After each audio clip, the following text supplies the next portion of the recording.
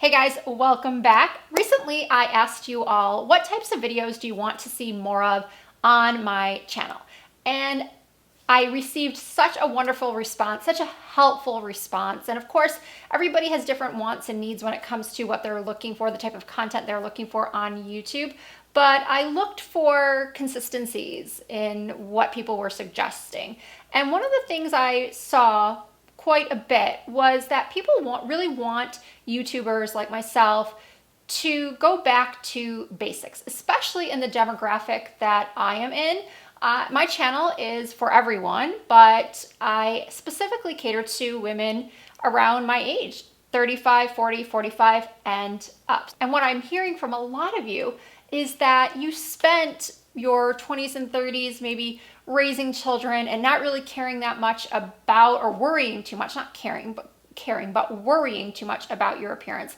Maybe you really didn't get into makeup, and now maybe your kids are older like mine and they're not quite as needy, so you do have that more time. Maybe you have more disposable income to spend on product, or maybe you just feel like you really do need more makeup. Maybe your skin has become sallow and you need makeup and skincare to address specific issues. So today I am going to talk about one of the often overlooked parts of skincare, which in turn helps you to have great looking makeup.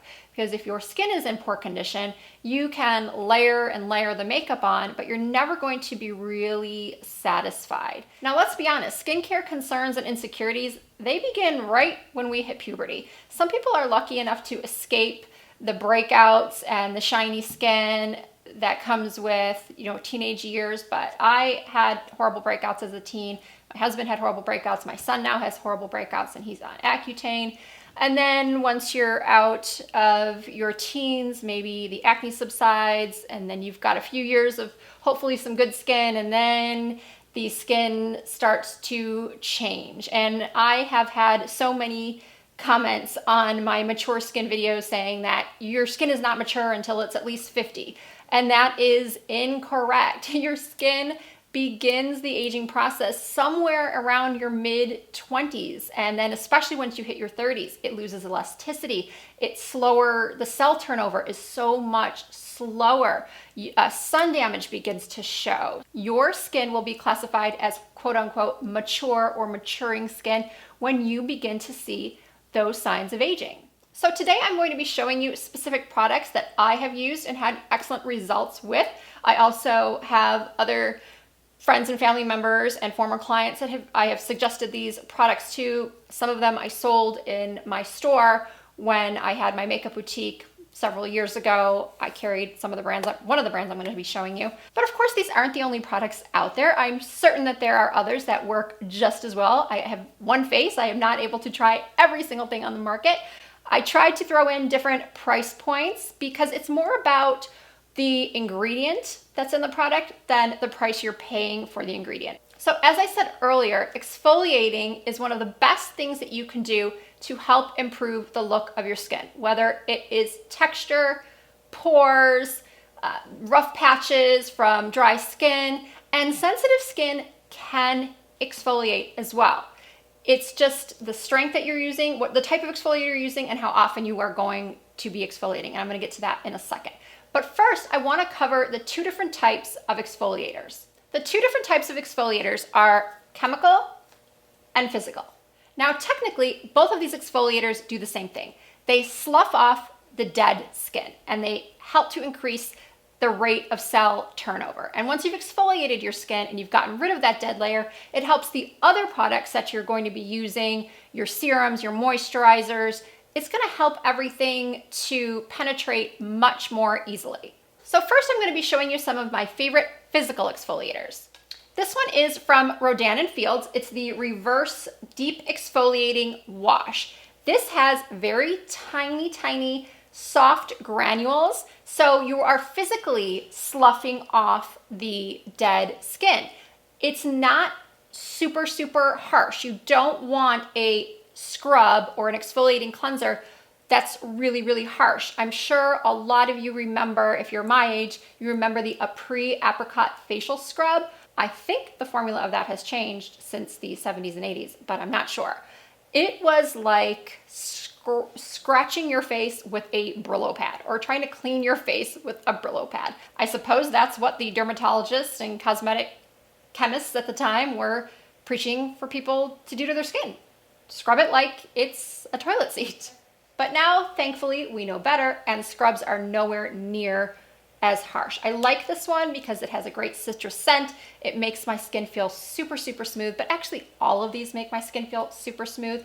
The other one that I really like is from Dermalogica. It's the Daily Microfoliant. This one is like a powder. Actually, I will show you. It's like a powder. So you dump it out. It almost looks like baby powder. And then you make sure your hand is nice and wet, and you create sort of a paste, and then apply it to your skin, and you'll feel that really nice, gentle exfoliation. And when you're done, your skin will feel amazing. I just looked up this next one online, and sadly it looks like it has been discontinued because it's not nearly as widely available as I thought it was going to be. But maybe you'll find it if you're in the US at a place like TJ Maxx or Marshall's. That seems to be where you can find some discontinued products. This one is by Peter Thomas Roth, and it's the Clinical Peel and Reveal Dermal Resurfacer. Maybe they have something new that's similar. I liked this one because it has pumpkin enzyme, and it kind of smelled like pumpkin, and I personally liked it.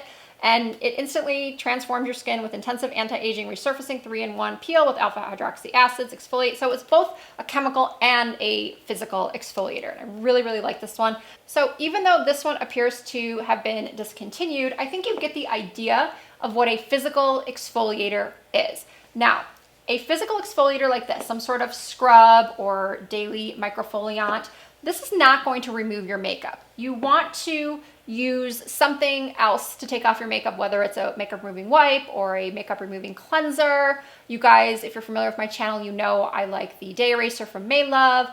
I really like the, oh my God, the Glossier Milky Jelly Cleanser to remove makeup. And then a couple times a week, you will do your physical exfoliation. If you have oily skin, you can exfoliate with a physical exfoliator and a manual exfoliator more often than if you have dry skin. I always recommend to those who have never used either a physical exfoliator or a chemical exfoliator to start off very, very slowly. Start off by doing something once a week. See how your skin reacts. Then move up to twice a week. Unless your skin is really, really oily, really, really tough, you really don't want to exfoliate more than 3 to 4 times per week. So now we're going to move on to chemical exfoliators. These are your alpha hydroxy acids, your beta hydroxy acids. And because I don't want to forget anything, I am going to read a little bit because I think, as I said, I don't want to miss anything. So alpha hydroxy acids are water soluble and they can't penetrate very deep into pores. BHAs, on the other hand, are oil soluble molecules. They can reach deeper into the skin and pores. BHAs also have anti-inflammatory and antibacterial properties. And this type of chemical exfoliator is best for someone with oily, acne-prone skin. Now, because AHAs and BHAs work in different ways to exfoliate the top layer of the skin, you can use them both simultaneously. Those of you with dry skin or sensitive skin can use these type of exfoliators. You just have to use more mild versions. And sometimes if your skin is really super sensitive, you can't use an exfoliator more than once a week. So as I said earlier, you want to just kind of take it really, really slowly and see how your skin reacts. Okay, so up next, I'm going to show you some of the chemical exfoliators that I really like for my oily, large pored, textured skin. The first product is one that many of you have already seen on my channel several times. I've spoken about it in quite a few of my other skincare videos. It is the Drunk Elephant T.L.C. Framboos Glycolic Night Serum. This has 12% AHA, BHA blend, and I put this on at night, and I really, really feel like it does a wonderful job at what it's supposed to be doing, which is getting rid of that top layer, helping with bumps, helping to refine the look of my pores. Another one that you guys know I love is the Maelove Night Renewer Glycolic Acid Cream. And I'm trying to give you like different price points here too. This one is the Peter Thomas Roth Glycolic Acid 10% Moisturizer. This is in the old packaging. I know from looking it up online that they now have new packaging, much nicer looking packaging. But this is an excellent, excellent moisturizer. But you have to be careful because if you use it too often, it will dry out your skin even if you're oily. This is fragrance-free, non-irritating AHA formula with antioxidant micellized vitamin E and micellized vitamin A for all skin types. This is so, so good. Okay, so all of the products I've shown you so far are amazing for both physical and chemical exfoliation. But what if you want to go even deeper? What if you want to do a peel? A peel is going to be a product with a higher concentration of AHA or BHA versus what's in a typical night serum or moisturizer. Like this is a 10% glycolic. This Oz Naturals Glycolic medium strength peel is 30% glycolic. So not everybody can go this strong. Very oily skin like mine is typically thicker, tougher, can handle a higher amount of acid. A couple of other peels that I think are absolutely amazing are the Drunk Elephant T.L.C. Sukari Babyfacial. This is 25% AHA, 2% BHA. I use this once or twice a week. I'm going to read to you just a little bit about this. I hate when people like read paragraphs after paragraph. So I'm going to try to be quick and just tell you like the main points about this. It's an at-home facial that effectively yet gently exfoliates the pore lining and resurfaces by getting rid of built up dead skin cells with, again, 25% AHA, 2% BHA blend of our dream team, Glycolic, tartaric, lactic, citric, and salicylic acid. This pro-quality formula dramatically smooths texture while minimizing look of pores, fine lines, and wrinkles. I first purchased this in a little set that I got, the little kind of starter kit the Drunk Elephant has. I purchased that back in April during the Sephora VIB sale, and I've since gotten the full size. And then another peel that I was using before I purchased this one that I also really liked is this one from Juice Beauty. It's the Green Apple Peel Full Strength. This one has malic, citric, and tartaric from organic fruits, glycolic and lactic acids, and beta-hydroxy acids, salicylic, and willow bark. Reduces the appearance of hyperpigmentation and dark spots, smooths the appearance of fine lines with vitamin A, fights free radical damage, nourishes with vitamins A, C, and E. And this one is recommended to use 1 to 2 times per week at night. And now finally, I want to give you some recommendations for some peel pads. Those are the little pads that you take and you can just quickly and easily distribute the effective ingredients. I love peel pads because they're just so easy to use. You just wipe your face down with them. Some require that you rinse off after a few minutes. Some you can just go right to bed or go about your day and you don't have to rinse it off. And a couple that I've talked about, well, one I know I've talked about in the past is the Pixi Glow Peel Pads. And then another favorite of mine, which I don't have right now, I need to get a new container of them, is the Unwrinkle, Peter Thomas Roth Unwrinkle Peel Pads. I don't know if I actually need them right now because I have all these others to use at the moment. And again, you don't want to exfoliate too much. There is a such thing as exfoliating too much. Your skin will get irritated, it will get inflamed, it will not like you. So I cannot stress this enough. Start off, if you've never exfoliated before, start off with maybe just a gentle exfoliator like this daily Microfoliant. Do it once or twice a week, see how your skin reacts, then move on to some sort of nighttime chemical exfoliator. And if you start seeing your skin get red or irritated, then just scale back what you're doing. I think I've done a pretty good job in this video expressing to you just how important exfoliation is to achieving good skin and achieving good makeup. It's probably the #1 thing that I have had to address with clients over the years as a makeup artist. I would have clients sit in my chair and they would say, my makeup just doesn't lay nice on my skin, no matter what I do, no matter what foundation I try. And I would ask them, are you exfoliating? And most of the time they would say no. A lot of times I would have clients that barely used any sort of skincare regimen at all. I think because there is so much information out there and people get confused and there's so many different products, they don't quite know what to buy. They go to the department store and they're not sure if they're being just given a sales pitch. They watch YouTube videos, they don't know if they're being given a sales pitch.